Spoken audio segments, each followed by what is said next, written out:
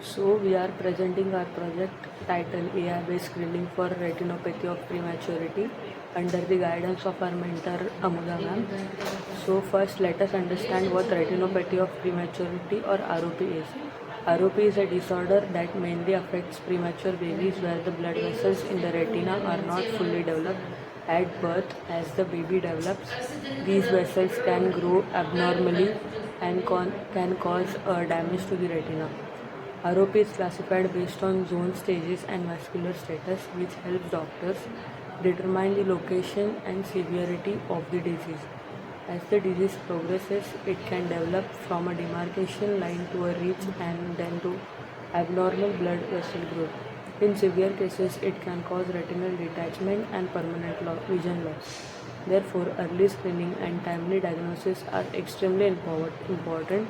Through our project, we aim to use AI to assist in early ROP screening, which can support specialists and help prevent unavoidable vision loss. Now, coming to the clinical problem and our AI methodology, ROP screening is difficult because it mainly depends on specialists and there is limited access to pediatric ophthalmologists. Also, manual grading can vary between observers. Currently, screening is done through methods like indirect ophthalmoscopy, fundus photography, telemedicine, and some AI based approaches.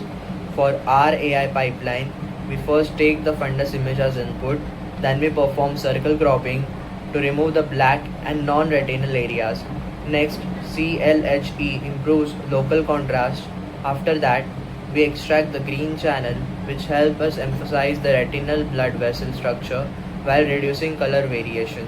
Finally, we resize and normalize the image so that it is in proper format for our deep learning model.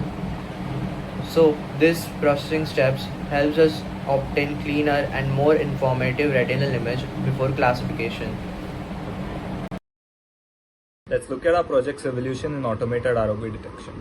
After studying clinical workflows and prototyping initial screening models, we identified severe class imbalance as a major bottleneck for multi-class learning.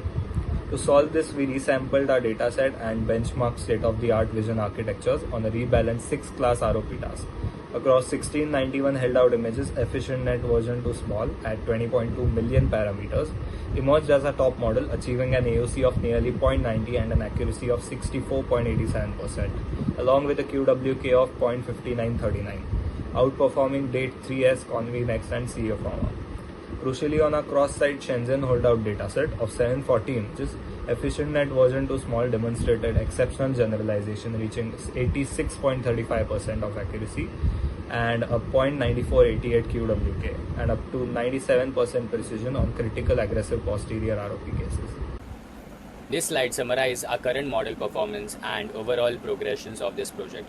From the current result, we evaluate EfficientNet version 2S on 6 ROP classes. In fold 0, the models achieve an accuracy of 64.87% with an AUC of 0.8998.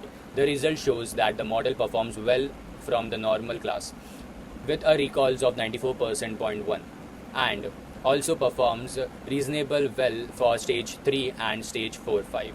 However, stage 2s and AP-ROP remains the main weakness, with the AP-ROP having a recalls of only 18.3%.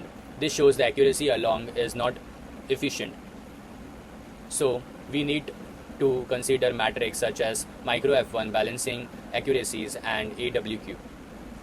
Looking at the project timelines, we have already completed the initial ROP research, the ResNet baselines, multi-disease models, dataset balancing, and EfficientNet benchmark.